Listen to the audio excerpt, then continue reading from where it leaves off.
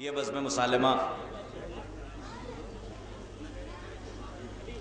شہید ثالث نور اللہ شستری رحمۃ اللہ علیہ، آپ تمامی حضرات بخوبی واقف ہیں کہ یہ بزم مسالمہ کس سلسلے سے منعقد ہوتا ہے اور ہوتا چلا آیا ہے، اور ماشاءاللہ جب تک موالیان حیدر کرار اس کائنات میں باحیات ہیں، کسی ابن یزید کی یہ اوقات نہیں کہ حسین کے چاہنے والوں کو وہ اپنی منزل تک جانے سے روک سکے۔ اور ماشاءاللہ میں نے پہلے بھی کہا تھا کہ قلب لشکر بڑا مضبوط ہے، گہوارہ علم میں میں نے بھی علم حاصل کیا ہے اور مجھے اطمینان بھی ہے، اور میں شکر گزار ہوں منتظمین کا کہ اتنی بابرکت جگہ پہ نوکری کا شرف مجھے حاصل ہوا، وسیلہ یہی بنے۔ اور ہم تو شیعان حیدر کرار ہیں، ہمارے یہاں وسیلے نہیں ہوتے تو بات نہیں بنتی، اور ماشاءاللہ بڑی مضبوط فہرست ہے۔ سارے شورائے کرام آپ کے سامنے، مجھے نام گنانے کی بھی ضرورت نہیں، اس لیے کہ برادر بزرگ جناب مولانا شوذب جرولی صاحب نے فرزند خطیب الایمان طاہر جرولی صاحب قبلہ خدا ان کو غریق رحمت کرے اور جوار معصومین میں جگہ عنایت فرمائے، اپنی دعاؤں کی قبولیت کے لیے ایک صلوات ضرور پڑھ دیا کریے۔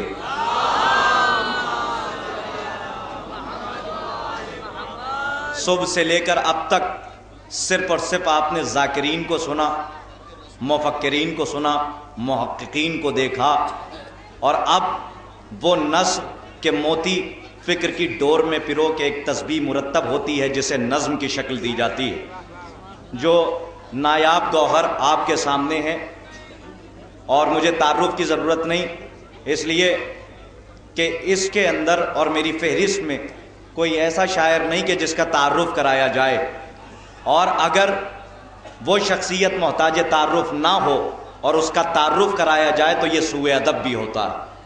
تو ماشاءاللہ یہاں جتنے بھی محترم و معزز اور میرے بزرگ شعراء کرام ہیں کہ جن کی انگلی پکڑ کے میں نے شاعری کے میدان میں چلنا سیکھا، وہ سب یہاں پہ بیٹھے ہوئے ہیں۔ آپ کو ان کو جتنی بیداری سے سننا ہے اتنی بیداری سے صلوات پڑھیے تاکہ وہ بھی مطمئن ہوں اور آپ بھی مطمئن ہو جائیں۔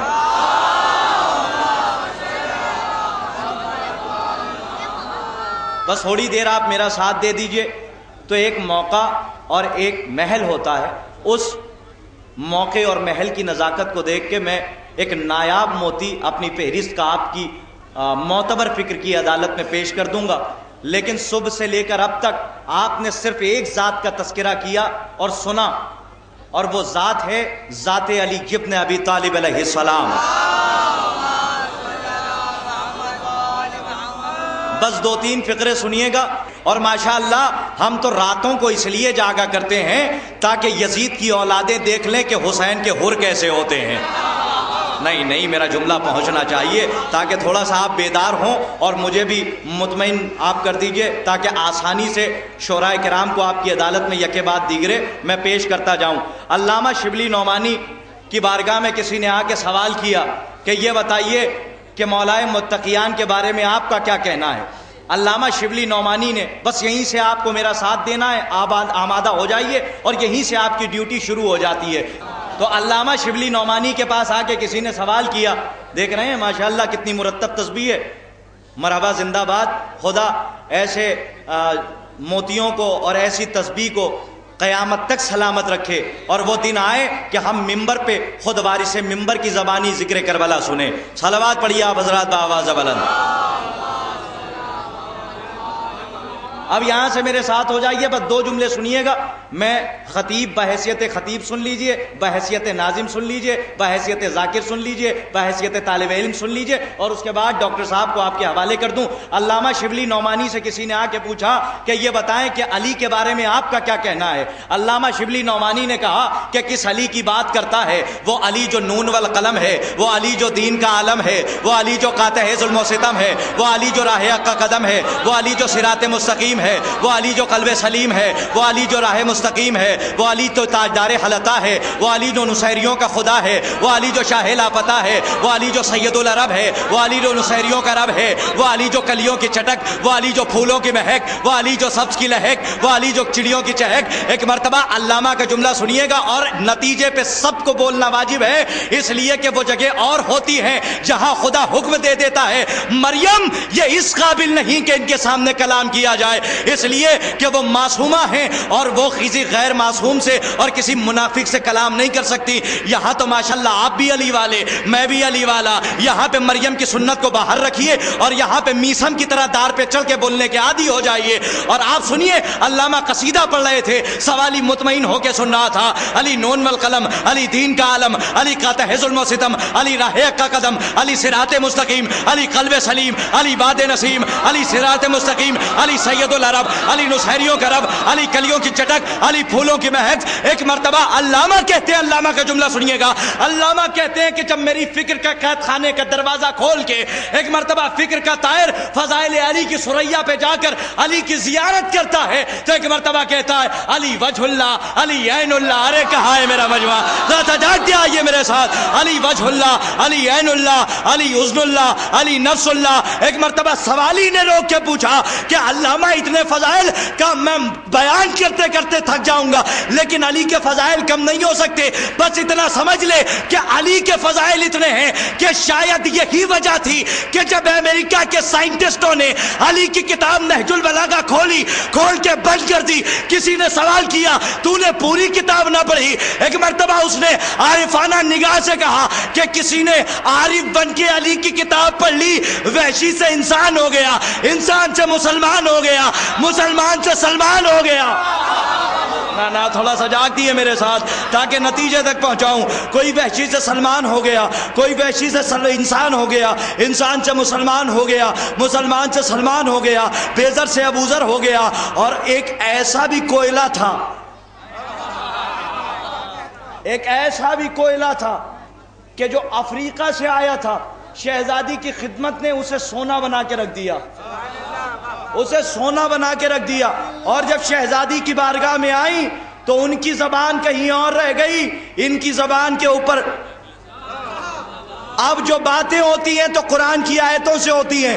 ایک مرتبہ علامہ شبلی نعمانی، قبلہ داد چاہوں گا، علامہ شبلی نعمانی نے کہا، علامہ شبلی نعمانی کا جملہ سنیے گا، وہ اس کے بعد ڈاکٹر صاحب آپ کے حوالے ہوں گے اور میں اپنی جگہ لے لوں گا۔ علامہ شبلی نعمانی نے کہا کہ سن، اگر میں بیان کرتے کرتے مر بھی جاؤں تو علی کے ایک نقطے کا بھی میں اجر ادا نہیں کر سکتا، علی کے ایک نقطے تک نہیں پہنچ سکتا۔ جملے سنیے گا، علی کے ایک نقطے تک نہیں کر۔ اچھا بات آ گئی ہے تو عرض کر دوں کہ ایسے بھی کچھ زنگ آلود فکریں ہو گئی ہماری قوم میں، خدا غارت کرے، ایک جان ہے اللہ لے لے گیا بندہ، میں کسی سے ڈرتا نہیں لیکن بولوں گا وہی جو حق ہوگا۔ آج لوگ کہنے لگے کہاں تک علی کے فضائل سنائیں گے قرطاس صاحب، ہمارے کان پک گئے علی کے فضائل سنتے سنتے۔ ارے تو نہ آئیے، کان کٹوائے آئیے، میرا مجمع میرے ساتھ دے، آپ کے کان پک گئے تو آپ جا کے کان کٹوا لیجئے، لیکن علی کے فضائل بیان کرنے سے غلام میثم تمار مانیں گے نہیں، زبان کٹ جائے گی تو خون کے دھارے علی علی بولیں گے، ہم کبھی رک نہیں سکتے۔ بس علامہ کا جملہ نتیجے تک پہنچیے۔ علامہ شبلی نعمانی کہتے ہیں کہ مجھ سے کیا پوچھتا ہے، جا کے تاریخ پڑھ اور دنیا کے اتہاس کو دیکھ۔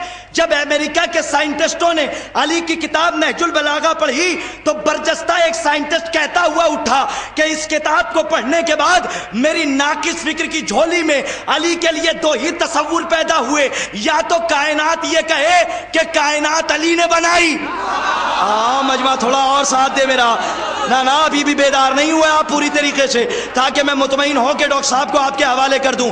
یا تو کائنات یہ کہے، بس دوسرا جملہ آپ کو قبول کرنا ہے، یا تو کائنات یہ کہے کہ کائنات علی نے بنائی، اور اگر یہ نہیں مانتی تو یہ مان لے کہ جب کائنات بن رہی تھی علی بیٹھا دیکھ رہا تھا، یہ چاند، یہ ستارے، یہ سلسبیل۔ نانا جملہ سنیے، جملہ علامہ کہتے ہیں کہ مجھ سے کیا پوچھتا ہے، جا قبر کھود، شافعی کا شانہ ہلا کے پوچھ، مرتے مر گیا پہچان نہ سکا خدا علی ہے یا علی خدا؟ نعرہ حیدری۔ آپ کے روبرو ہیں جناب ڈاکٹر افہام ادرولوی صاحب۔ نعتِ نبی کی آئی صدا جا بھی دور سے، نعتِ نبی کی آئی صدا جا بھی دور سے، نعتِ نبی کی آئی صدا جا بھی دور سے، اس سمت چل پڑے ہیں فرشتے غرور سے، اس سمت چل پڑے ہیں فرشتے غرور سے۔ شعر حاضر کرتا ہوں۔ میرا رسول بارہا قوسین پر گیا،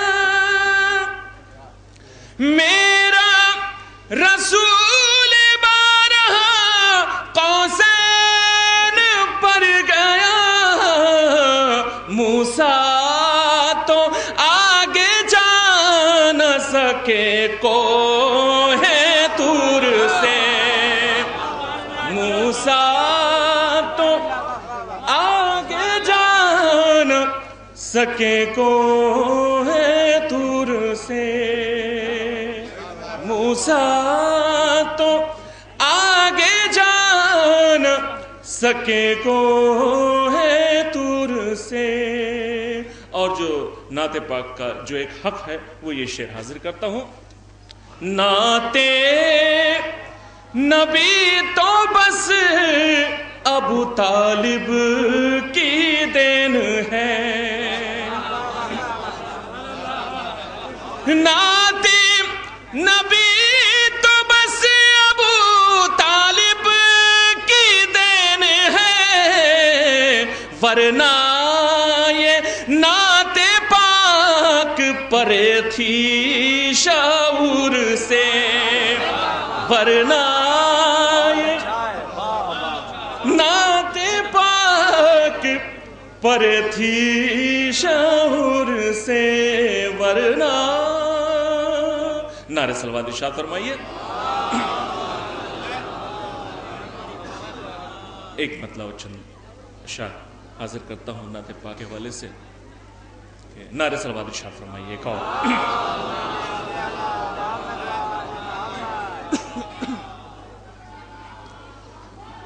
میرے رسول کوئی انتظام ہو جائے، میرے رسول کوئی انتظام ہو جائے، تیرے حضور میں حاضر غلام ہو جائے، تیرے حضور میں حاضر غلام ہو جائے۔ یہ شعر حاضر کرتا ہوں خاص طور سے۔ میں تیرے حضور میں حاضر غلام ہو جائے، میں صبح دیکھ لوں ایک بار بس مدینے کی، میں صبح دیکھ لوں ایک بار بس مدینے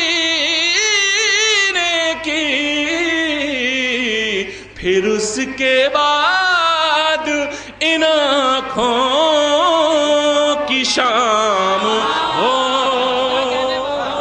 جائے، پھر اس کے بعد ان آنکھوں کی شام ہو جائے۔ سجا رہا ہوں یہ محفل بڑی عقیدت سے، بس ایک شب میرے گھر میں قیام ہو، بس ایک شب میرے گھر میں قیام ہو جائے۔ میں صبح دیکھ لوں ایک بار بس مدینے کی، پھر اس کے بعد ان آنکھوں کی شام ہو جائے۔ یہ شعر بطور خاص حاضر کرتا ہوں خاص طور سے دیکھیے گا۔ خدا کا خاص نبی ہے تو پھر تعجب کیا، خدا کا خاص نبی ہے تو پھر تعجب کیا، جو تیری نسل علیہ السلام ہو جائے۔ خدا کا خاص نبی ہے تو پھر تعجب کیا، جو تیری نسل علیہ السلام ہو جائے۔ مقطع حاضر کرتا ہوں۔ فرشتے قبر میں افہام سے یہ کہنے لگے، فرشتے قبر میں افہام سے یہ کہنے لگے، یہاں بھی مدحت خیر